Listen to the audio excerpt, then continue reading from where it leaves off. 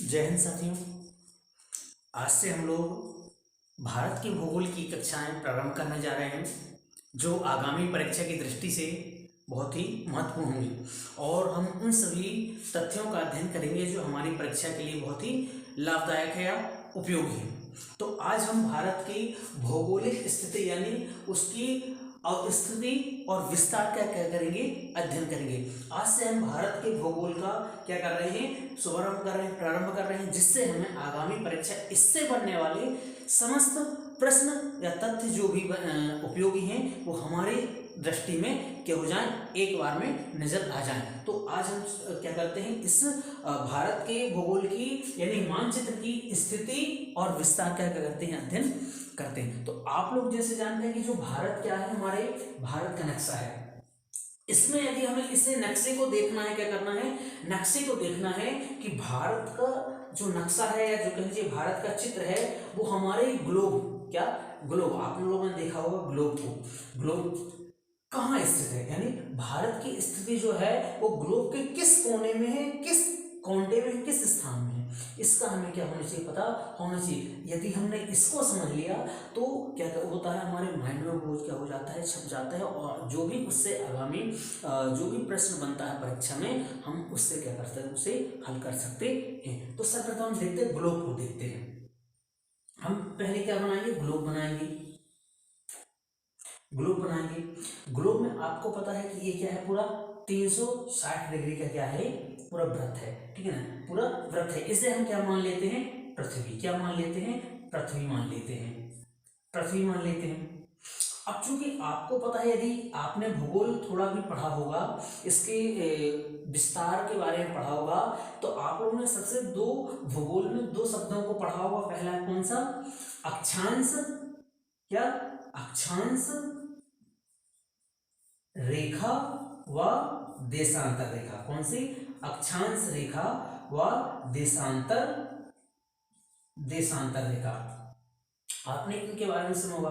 तो यही स्थिति क्या, यही रेखाएं क्या करती हैं, भारत यानी विश्व के किसी भी देश की स्थिति को क्या करती हैं, निर्धारित करती हैं कि इन रेखाओं के मध्य में वह देश कहाँ पर स्थित है, कैसे स्थित है। तो हम क्या करते हैं, पहले हम ग्लोब में भारत को दर्शाकर एक बार देखते हैं। तो आप चूंकि देखिएगा, हमें पता है कि इसके ग्लोब को यानी पृथ्वी को दो बराबर भागों में बांटने वाली रेखा को क्या कहते हैं, भूमध्य रेखा कहते हैं। क्या कहते हैं, भूमध्य रेखा कहते हैं। क्या कह देते हैं, भूमध्य रेखा कह देते हैं। और इसे क्या 0 डिग्री भी क्या कह देते हैं, 0 डिग्री अक्षांश रेखा भी कहते हैं। क्या कह देते हैं, 0 डिग्री अक्षांश रेखा भी कह देते हैं। इसी को विषुवतीय रेखा भी कह देते हैं। क्या कह देते हैं, विषुवतीय रेखा भी कह देते हैं। इसी को यमुनोत्तर रेखा भी कह देते हैं। तो इसके भी क्या है, अलग अलग नाम है। पेपरों में पूछा भी गया है, या इसका नाम भी पूछा गया, अलग अलग तरीके से पूछा गया है। तो हम क्या करते हैं, इसे 0 डिग्री मानते हैं।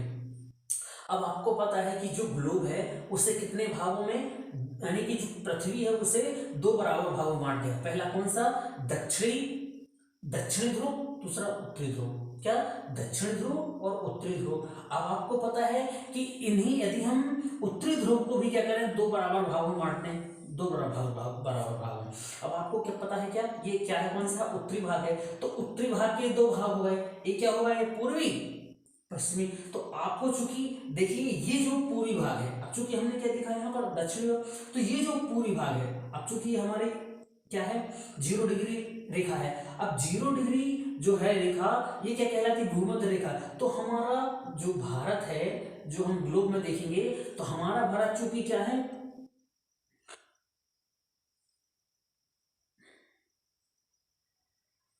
जी क्या है, 0 डिग्री से थोड़ा ऊपर, 0 डिग्री से थोड़ा ऊपर, यानी कहना चाहिए ये 0 है, 0 है। अब 0 के ऊपर हम जाएंगे तो हमें 1 2 3 4 5 6 7 8 9 10 11 12 13 14 इस प्रकार से रेखाएं क्या होंगी, हमें मिलती जाएंगी। क्या होंगी, रेखाएं मिलती जाएंगी डिग्री के आधार में। तो हम चूंकि देखते हैं कि भारत अभी चूंकि क्या है, हमने देखा भूमध्य रेखा 0 डिग्री को, तो जो हम ऊपर जाएंगे, क्या जाएंगे, ऊपर जाएंगे तो हम क्या है, 1 2 3 4 5 6 7 8 तक जाएंगे।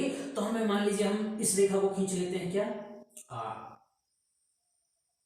ये रेखा हमारे खींच गए। ये कितने डिग्री अक्षांश, कौन सी रेखा अक्षांश, कौन सी देशा अक्षांश रेखा है? 8 डिग्री अक्षांश रेखा। कितनी? 8 डिग्री अक्षांश रेखा है, ठीक है ना, 8 डिग्री अक्षांश रेखा। अब चूंकि अक्षांश रेखा भी क्या है, मिनट में होती है और डिग्री में होती है, तो चूंकि 8 डिग्री अक्षांश रेखा है, अब चूंकि इसमें भी क्या है, 4 मिनट आएगा। क्या आएगा? 4 मिनट आएगा, 4 मिनट आएगा, ठीक है ना। तो अब चूंकि हमारा भारत क्या है, हमें पता चला कि जो भारत की स्थिति यानी दक्षिण भारत की जो क्या है आपकी, ये वाली स्थिति है, ये वाली स्थिति है, कौन सी वाली? ये वाली स्थिति कौन सी है? दक्षिण स्थिति। दक्षिण स्थिति भारत की किस डिग्री से शुरुआत होती है? 8 डिग्री से होती है। फिर जब हम ऊपर जाएंगे 9, 10, 11, 12, 13, 14, 15, तो हम ऊपर जाएंगे तो कहां तक जाएंगे? थोड़ा ऊपर यदि हम गए इसके 37 डिग्री, क्या है, 37 डिग्री तक पहुंचे। कहां तक पहुंचे? 36, 37 तक पहुंचे। कहां तक? तो हमारा जो भारत का ये जो उत्तरी जम्मू कश्मीर वाला भाग कहलाता है, ये वाला भाग जो कहलाता है, ये वाला भाग कहलाता है, ये कितने डिग्री में स्थित है? आपके 37 डिग्री में। 37 डिग्री 6 मिनट। कितने? 37 डिग्री 6 मिनट में स्थित है। तो हमें तो पता चला, क्या पता चला कि उत्तरी भाग के पूर्वी यानी उत्तर पूर्वी क्षेत्र में क्या है, हमारा भारत स्थित है, जो क्या है 8 डिग्री 4 मिनट से 37 डिग्री 4 मिनट के मध्य में क्या है, स्थित है। अब चूंकि हमें पता है कि आपकी जो ये हमने पूरा कर दिया, इस रेखा को हमने क्या कर दिया पूरा। तो 1, 2, 3, 4 खंड हो गए इसके, ठीक है ना। हमने ग्लोब को 4 भागों में बांट दिया। तो आपको पता होना चाहिए कि हमने जो अभी क्या किया था, पूरे यानी पूर्व से पश्चिम की ओर जो रेखा खींची थी वो क्या होती है? अक्षांश रेखा थी, वो 0 डिग्री वाली थी। हमने क्या किया, उत्तर से दक्षिण की ओर क्या कर दिया, एक रेखा खींची। इसे क्या नाम दिया हमने? देशांतर रेखा नाम दिया। क्या? देशांतर रेखा नाम दिया। क्या नाम दिया? देशांतर रेखा नाम दिया। अब देशांतर रेखा नाम दिया तो आपको पता होना चाहिए ये डिग्री भी, लाइन भी क्या है? 0 डिग्री। क्या नाम क्या है? 0 डिग्री है। अब चूंकि 0 है, क्या है? 0 है, तो 0 के बाद से क्या होगा, ये 0 के बाद से क्या होगा, जब हम इस ओर बढ़ेंगे, क्या होंगे?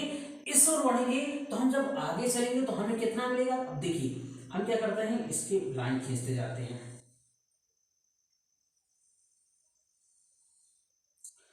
जब 0 के बाद हम कहाँ आए? 68 में आए। कहाँ आए? 68 में आए। कितना? आप 68 में आए, 68 डिग्री में आए, 68 डिग्री देशांतर रेखा में आए, तो हमें मिला क्या? भारत का कौन सा भाग मिला? पश्चिम भाग मिला। कौन सा भाग मिला? भारत का पश्चिम भाग मिला, यानी गुजरात मिला। कौन सा मिला? गुजरात मिला। गुजरात मिला। तो चूंकि देखिए 68 डिग्री कितना, इसको लिख देते हैं, हम लिख सकते हैं कितना? 68 डिग्री, 68 डिग्री 7 मिनट। क्या? 68 डिग्री 7 मिनट लिख सकते हैं हम इसे। 68 डिग्री 7 मिनट पूर्वी देशांतर, 68 डिग्री 7 मिनट पूर्वी देशांतर, यानी ये गुजरात की सीमा को छू रहा है। ये वाली सीमा जो है आपके कौन सी? ये वाली सीमा जो है, ये वाली सीमा जो है वो क्या कर रहा है, यहाँ पर ग्लोब में छू रहा है। तो ये कौन सा भाग है आपका? पश्चिम भाग है। कौन सा भाग है? पश्चिम भाग है। तो आपकी गुजरात की सीमा को छू रहा है, तो कितने डिग्री में है? 68 डिग्री में छूने लगा। अब चूंकि हम जब और जाएंगे गुजरात, जैसे हम जाएंगे गुजरात, मध्य प्रदेश, ठीक है ना, झारखंड, फिर उड़ीसा, पश्चिम बंगाल, बांग्लादेश, फिर ये हम असम, अरुणाचल प्रदेश होते हुए लास्ट तक जाएंगे। तो हम अरुणाचल प्रदेश की लास्ट सीमा तक जाएंगे, तो हमें मिलेगा कौन सा? पूर्व का भाग। तो 68, 69, 70, 71, 72, 73 इस तरह जाएंगे हम। तो कितना जाएंगे हम? कौन सी हमें देशांतर रेखा मिलेगी? कौन सी हमें देशांतर मिलेगी? 97 डिग्री, 97 डिग्री 25 मिनट। कौन सी रेखा मिलेगी हमें? 97 डिग्री 25 मिनट देशांतर रेखा मिलेगी, जो क्या है? उत्तर पूर्वी देशांतर में क्या है? स्थित है। तो हमें पता चला कि हमारा जो भारत है वो ग्लोब के किस यानी किस डिग्री से किस डिग्री तक स्थित है? 8 डिग्री 4 मिनट से 37 डिग्री 6 मिनट उत्तरी अक्षांश तक। फिर हमने देखा 68 डिग्री 7 मिनट पूर्वी देशांतर से 97 डिग्री 25 मिनट पूर्वी देशांतर तक क्या है हमारा भारत ग्लोब में क्या है? स्थित है। इसकी स्थिति क्या है? इस देशांतर और अक्षांश रेखाओं के मध्य संख्या के आधार पर हमने क्या किया, इसे पहचाना। चलिए जानो,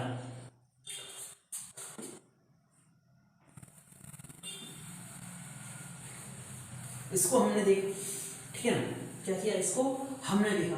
अब चूंकि आप देखिए ये वाला भाग जो है, ये गुजरात वाला भाग, कौन सा, ये गुजरात वाला भाग, और आपके अरुणाचल प्रदेश वाला भाग, ये अरुणाचल प्रदेश वाला भाग, ये जो भाग लगता है, ठीक है ना, ये भाग, और आपका ये वाला भाग, ये उत्तरी भाग, और ये आपका ये उत्तरी भाग, ये दक्षिण भाग। अब आपको मैं बता दूं, जब मैं अभी अभी क्या बताया था आपको, ग्लोब बताया था, क्या ग्लोब बताया था, तो मैंने बताया था कि इसको हमने क्या दो भागों में बांट दिया। तो मैंने बताया था कि इसके थोड़ा सा 0 डिग्री है, तो हम ऊपर जाएंगे तो 8 से प्रारंभ होगा। भारत की दक्षिणी स्थिति कहां से होगी, 8 डिग्री से प्रारंभ होगी, ठीक है ना। तो आपको बता दूं कि जो ये क्या है, भूमध्य रेखा है, भूमध्य रेखा है, भूमध्य रेखा है, ठीक है ना। भूमध्य रेखा के यदि हम किलोमीटर में उत्तर में जाएंगे तो कितने, 876 किलोमीटर भारत से क्या है, दूर है, क्या, भूमध्य रेखा। कितने दूर है भारत से, ये देखो,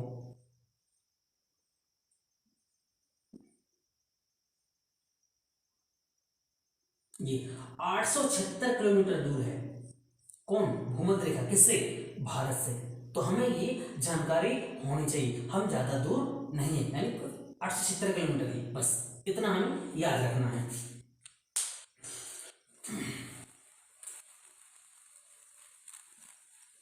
अब देखिए पर, अब आपको पता है कि क्या, पाकिस्तान, नेपाल, भूटान, यानी जो ये रेड में है, क्या है, भारत के क्या है, पड़ोसी देश हैं। भूटान भी है, बांग्लादेश भी है, नेपाल भी है, चीन भी है, अफगानिस्तान भी है, पाकिस्तान भी है, यहाँ म्यांमार भी है। तो ये क्या है, स्थिति, यानी कि आपके पड़ोसी देश इस स्थान पर क्या है, स्थित है। अब देखेंगे हम कि जो आपके क्या है, ये भारत के मध्य से, क्या, भारत की, या कहने से एमपी के मध्य से जो क्या निकलती है, कर्क रेखा निकलती है। देखिए ये जो आपको रेड लाइन दिख रही है, डॉट डॉट दिख रहे हैं, क्या है, कर्क रेखा है, क्या है, कर्क रेखा है, कर्क रेखा है, क्या है, कर्क रेखा है। आपको पता होना चाहिए कि कर्क रेखा कितने राज्यों से गुजरती है, भारत के कितने राज्यों से गुजरती है, 8 राज्यों से, कितने, 8 राज्यों से गुजरती है, 8 राज्यों से कर्क रेखा गुजरती है।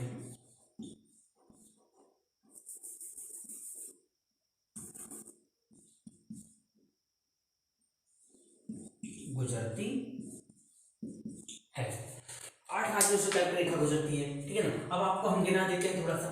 पहले तो क्या है, आपका गुजरात ही आता है। दूसरा देखिए, आपका छोटा सा ये खंड दिख रहा है, जो कोना दिख रहा है, ये राजस्थान लगता है, क्या लगता है, राजस्थान। तो राजस्थान से गुजरती दूसरी।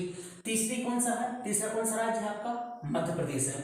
चौथा कौन सा है आपका, चौथा कौन सा है आपका, झारखंड, कौन सा है, झारखंड। फिर आते कौन सा, पश्चिम बंगाल, कौन सा आते हैं, पश्चिम बंगाल। फिर आते कौन सा, त्रिपुरा। फिर कौन सा आते हैं, मिजोरम। तो देखिए, गुजरात 1, राजस्थान 2, मध्य प्रदेश 3, ठीक है ना, झारखंड, झारखंड 4, ठीक है ना, छत्तीसगढ़ 5, छत्तीसगढ़ 5, और आपके कौन सा, त्रिपुरा 6, ठीक है ना, और मिजोरम 7, मिजोरम 7, और इस प्रकार से, और ये यूपी, कहीं कहीं तो गलती हो रही दोस्तों, 1 मिनट जी। 1 राजस्थान 1, वो गुजरात 1, राजस्थान 2, एमपी 3, छत्तीसगढ़ 4, झारखंड 5, झारखंड 5, पश्चिम बंगाल 6, त्रिपुरा 7, मिजोरम 8। ये 8 राज्यों से क्या होती है, गुजरती। कभी पूछ ले कि कर्क रेखा सबसे ज्यादा किस राज्य में फैली हुई है, किस राज्य में सबसे ज्यादा क्या होती है, विस्तृत है, तो आपका कौन सा है, आपका मध्य प्रदेश है। और ये पूछ ले कभी कि भारत की कौन सी राजधानी कर्क रेखा में स्थित है, तो आपकी झारखंड की राजधानी रांची क्या है, वो कर्क रेखा में स्थित है। तो ये क्या हो गई कर्क रेखा। अब आपको पता है कर्क रेखा कितनी कितनी अक्षांश कर्क रेखा जो कितनी 23.5 डिग्री, कितनी 23.5 डिग्री, 23/1/2 23.5 डिग्री अक्षांश रेखा कहलाती है। कितनी कहलाती है 23.5 डिग्री अक्षांश रेखा कहलाती है। कौन सी कर्क रेखा। अब हमने देखा कि ये जो वाली लाइन है क्या है, ये जो देशांतर रेखा है क्या है, देशांतर रेखा है। इसे हम क्या कहते हैं, इसे क्या कहते हैं भारतीय मानक समय रेखा कहते हैं। क्या कहते हैं भारतीय मानक समय रेखा कहते हैं। यानी इसकी स्थिति क्या है, यदि हम अक्षांश से वो सॉरी देशांतर स्थिति में देखें तो इसकी स्थिति क्या है 82.5 डिग्री। क्या है 82.5 डिग्री अक्षांश देशांतर रेखा है। ठीक है ना। क्यों, क्योंकि आपको पता है कि हमने जब देशांतर रेखा देखा था तो हम चूंकि यहाँ 68 गुजरात से 68 गिने थे, फिर गुजरात के बाद हम पूर्व की ओर आए थे तो हमें क्या मध्य से 82 डिग्री मिली थी। फिर हम लास्ट में गए थे जब पूर्व में तो हमें कितना 97 डिग्री 25 मिनट देशांतर रेखा मिली थी। तो बीच में कौन सी रेखा आई 68 और 97 के बीच में कौन सी 82 आई। तो 82 को हमने क्या किया है, इसे मानक समय माना है। क्या भारत का IST इंडियन स्टैंडर्ड टाइम, भारतीय मानक समय, क्या भारतीय मानक समय हमने क्या किया है, इसे माना है। किस रेखा को 82.5 डिग्री रेखा को। ठीक है ना। इससे हमने क्या किया है समय, इससे हमारा क्या होता है निर्धारित होता है। अब चूंकि देखिएगा ये कितने अपने भारत के कितने राज्यों से क्या होती है गुजरती है। आपका पहला कौन सा हो गया उत्तर प्रदेश हो गया, ठीक है ना। दूसरा कौन सा होगा आपका मध्य प्रदेश, तीसरा छत्तीसगढ़, चौथा कौन सा उड़ीसा, पांचवा आंध्र प्रदेश। इन 5 राज्यों से क्या होती है रेखा गुजरती है। 5 राज्यों से रेखा गुजरती, आपको ये क्या होना चाहिए पता होना चाहिए। और अब चूंकि हम इसमें देखते हैं, देखिए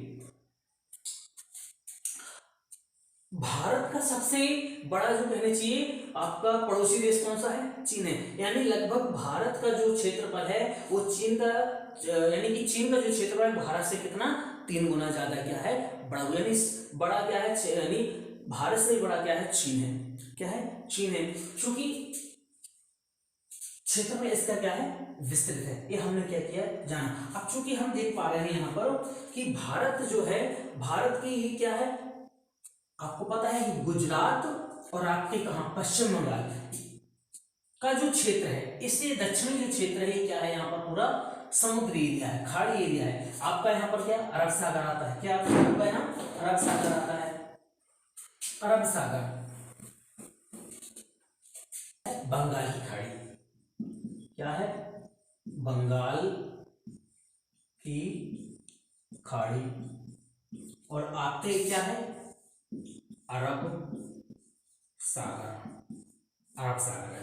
ठीक है, क्या है अरब सागर है। तो जैसे कि हमने देखा कि भारत का जो स्थलीय भाग है गुजरात से लेकर के ये उत्तरी भाग पूरा कहां तक आपके ये वाला भाग अरुणाचल प्रदेश, ये पूरा क्या है ये जो उत्तरी भाग इसे क्या कहते हैं हम स्थलीय सीमा कहते हैं। क्या कहते हैं स्थलीय सीमा कहते हैं। इसकी कुल लंबाई कितनी है पेपर में पूछा गया है। इसकी कुल स्थलीय लंबाई कितनी है, स्थलीय सीमा की कुल लंबाई कितनी है 15,200 किलोमीटर। कितनी 15,200 किलोमीटर। कौन सी स्थलीय सीमा 15,200 किलोमीटर। ठीक है, अब हम देखते हैं क्या अब आपके कौन सी है ये जलीय सीमा। कौन सी ये जलीय सीमा, ये वाली जलीय सीमा जो आपके दक्षिणी राज्य कहलाते हैं। ठीक है ना, ये जलीय जो तटीय क्षेत्र राज्य कहलाते हैं। इनकी कुल स्थिति क्या है यानी सॉरी इनकी कुल लंबाई कितनी है 6100 किलोमीटर। कितनी 6100 किलोमीटर, 6100 किलोमीटर। कौन सी है जलीय सीमा, जलीय सीमा कितनी है 6100। और यदि हम क्या कर दें इसी में किसकी जोड़ दें, इसी में किसकी जोड़ दें आपके लक्षद्वीप और अंडमान निकोबार की, किसकी जोड़ दें लक्षद्वीप और अंडमान निकोबार की जोड़ दें तो टोटल कितनी हो जाती है 7516.6।